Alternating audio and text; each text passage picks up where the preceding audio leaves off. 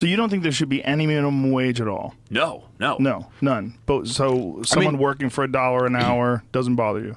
Well, I mean, it's better than working for zero. I mean, people think that, you know, they want to impose their morals and say, well, it's not right for somebody to work for $1 an hour. Well, you know, people make rational decisions, right? And so if somebody is accepting $1 an hour, and that must mean that nobody offered them $1.50. Nobody offered them $2. I mean, this is a competitive market. I mean, I know you have an employee over here. I mean, could you pay this guy $1 an hour? Would he work for you? I don't think so. Yeah, well, I guess because he could get more.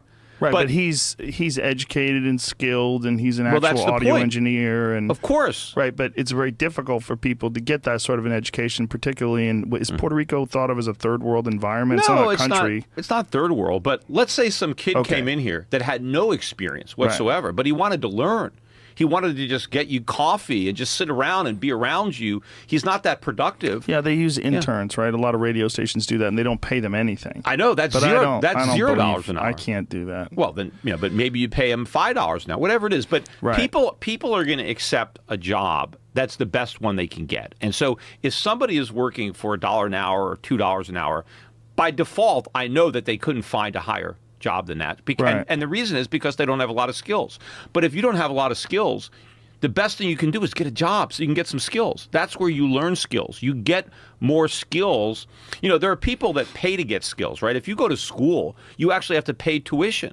If I'm getting paid $1 an hour while I learn something that has value, that's better. You have people now borrowing money to learn a skill. People graduate college and they're in debt. Right, but that's a weird argument, right? Because you're assuming that they're going to get a skill. I mean, they might just be handling packages and picking them up and moving to another location, or digging a hole, or even that's like show up on time, be responsible. So discipline. Yeah, there's a lot of there's a lot of stuff that you learn when you have a job. But the problem with the minimum wage is that the minimum wage basically hurts the very people that it's intended to help, because the minimum wage basically says if you are a worker, if you cannot convince an employer to pay you $7.25 or $10 an hour, whatever the minimum wage is, then you cannot accept that job.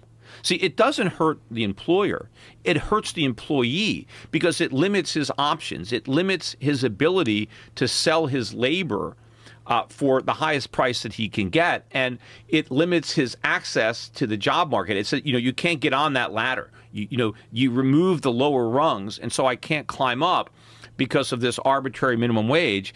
Because when you pass a minimum wage, you're not going to force an employer, right? If I'm an employer and there's a minimum wage of $10 an hour and somebody comes to me and they can deliver $5 an hour worth of productivity, meaning if I hire that person that will benefit me by $5 an hour, I'm not going to pay them $10 an hour because then I lose $5 an hour.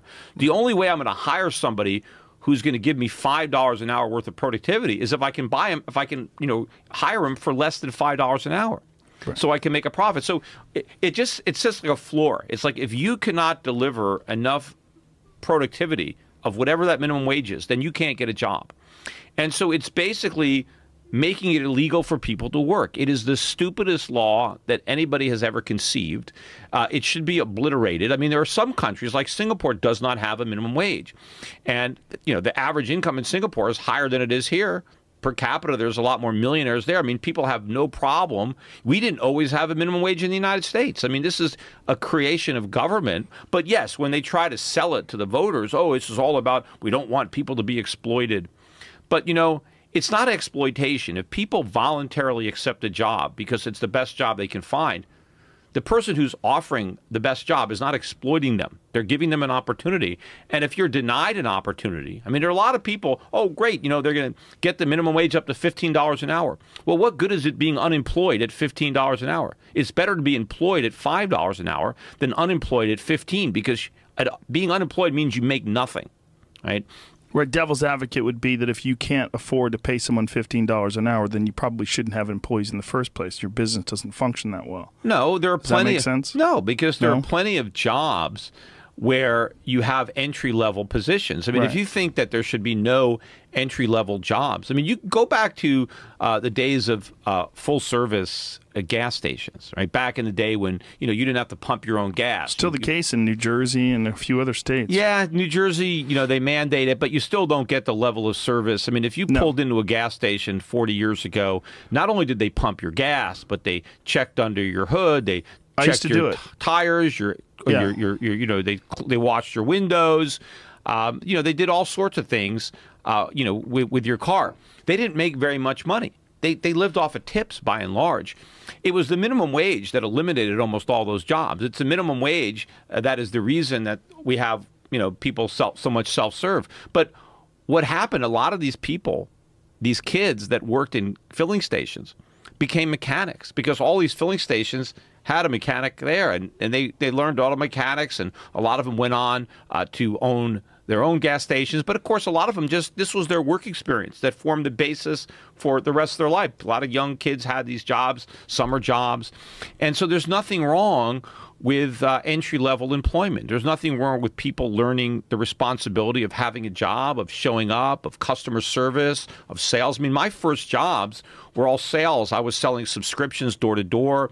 I was telephone sales of the Z Channel in California. I was knocking on doors selling cable television. I worked in a shoe store selling shoes. I mean, you're a hustler. But you were talking about you as a young man, right? Yes, I think as a lot kid. of people think of the minimum wage as applied to adults that have to take care of children, that have to put a roof over their head and food on the table. And you're saying that they shouldn't be having those jobs. Well, by the time you are an adult with kids, you should have accumulated the skills to earn a lot more than a minimum wage. See, that's the argument when people say, hey, you can't afford a family. You can't support a family on the minimum wage. Of course, you shouldn't even be trying to support a family.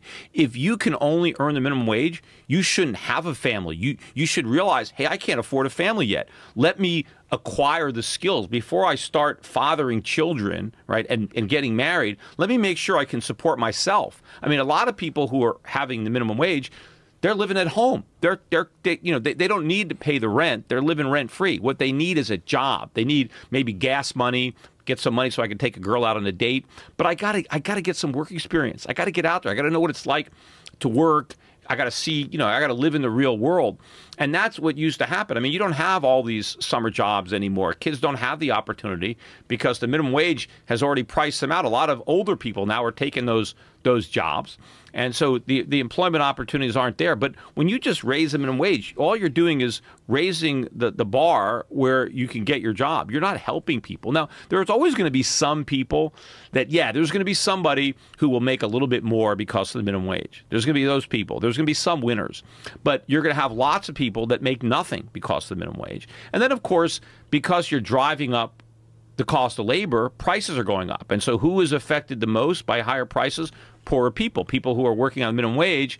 And not only that, you end up with less quality. I mean, I hate it when, I call up a company and I'm just in voicemail hell and I'm going from one.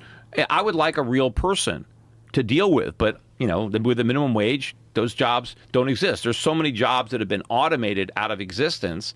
Or if not automated, shipped overseas where there isn't any minimum wage restriction. I mean, that too. Yeah, you end up, if you actually get a real person, they're in India. Right. Right, but we have all these people in America who aren't working. Why can't they do those jobs? Yes, you're not going to be able to support a family on those jobs, but before you even get a family, you can have that job. And then maybe 5 or 10 years later, you'll work your way up the ladder, you'll get a skill, and then you can support a family. But nobody is supposed to be able to support a family. And if you try to tell an employer, hey, you gotta pay your fry cook enough money to support a family, you can't do that. There's not enough productivity cooking French fries. You can't support a family if all you can do is cook a French fry. You need to learn how to do something else before you can support a family. And you can't put that on the employer.